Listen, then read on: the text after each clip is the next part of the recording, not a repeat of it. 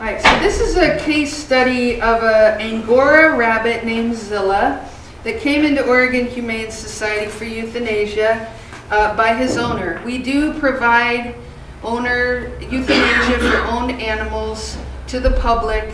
We do evaluate each case to make sure that we can, to the best we can tell, that that's the appropriate course for that animal, and then we will provide that for individuals. In this case, the owners brought the rabbit in and they told us that it had a disease called cage rot, which was interesting because I had never heard of cage rot before, and I don't think the staff that brought the rabbit in had either.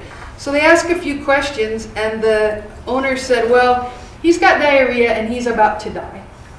He's fixing to die, so I'd like for you to put him to sleep. So our veterinarian who is on duty that day took the rabbit back and took a look at him. And she also asked some questions of the owner about his previous care and housing. And she learned that the rabbit named Zilla had lived in this cage right here for the past 2 years, or over 2 years. And what she noted was that the rabbit had about 1 inch to its front and 1 inch to its back, and about 2 inches on either side. So he was basically in a cage where he couldn't move or lie down or roll over for over 2 years. The cage had a wire bottom. It's the same cage in this photograph, which she was careful to make sure she took a photo of the rabbit in its cage so that you could see what the space was like in there. So this is where documenting the environment comes in so handy. Having that picture of the rabbit and showing that there was no space to the front or back or either side for him to move around. Providing the measurements of the cage relative to the size of the animal. And describing the animal's behavior inside the cage. Interviewing the owner and learning that the rabbit had been like that for over 2 years. And this is a good picture of from the top. You can see there's no room. To learn that no, they never took him out of the cage to interact with him or let him run around. He was in the cage 24/7. They had never taken him in for grooming, and that's significant because this is an Angora rabbit. And Angora rabbits were bred and designed to shed their coat, which then would be used to make fiber out of. So Angora rabbits are constantly in the process of producing hair that's about this long, which then needs to be combed out and carded. They are basically an animal that was bred for fiber production. This rabbit had never been groomed and had never had any vet care. And the owner said, yeah, well, we were ignorant. I love this slide because when I see Zilla in that cage and I hear that story about the owners, I pictured that rabbit behind the house on the porch or in the garage or in the basement, or somewhere where it would be easy for them to forget about Zilla. But when our investigator went out, what we found was that he was living on the dining room table in that cage, and the owners were eating dinner right next to him and walking by him all the time. Keep in mind, he had about 4 inches of liquid feces and urine in the bottom of his cage.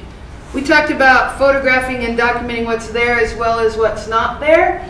And in Zilla's case, he had access to organic rabbit food because this is Portlandia.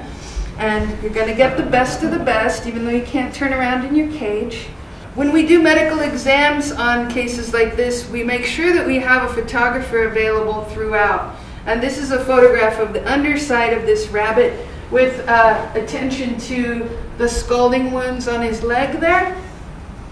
We always do full body radiographs to look for other injuries. In this case, we didn't see any, but it's just part of our overall comprehensive analysis. We save the cage when we can. We take photos before, during, and after. This is a picture of Zilla Zilla's hair after he was groomed. There's no rabbit in there.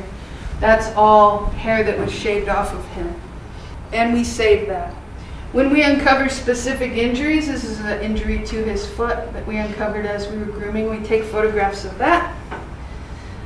There's the scalding on his fur, on his skin from having wet fur. There's an eye infection that we uncovered. And then when we package evidence like that, we save those mats, even though they were stinky and wet and horrible. We put them in packaging, as you know, that will accept wet materials, so paper bags. I think we weighed them too. We took the mats and weighed them. I don't know if there's a photo of that, but they were over 4 pounds just of hair. So those are the things that we were able to provide for Zilla during the first 48 hours of his time with us. The veterinarian's notes explained all of the painful injuries and conditions that he had, including harsh lung sounds from breathing, being so close to the fumes from his waste. Then the veterinarian went on and talked about her observations in her report. And this is why this is so important. She personalized this by saying, I was startled by the rabbit's extremely poor body condition underneath those mats. I could smell the strong ammonia smell.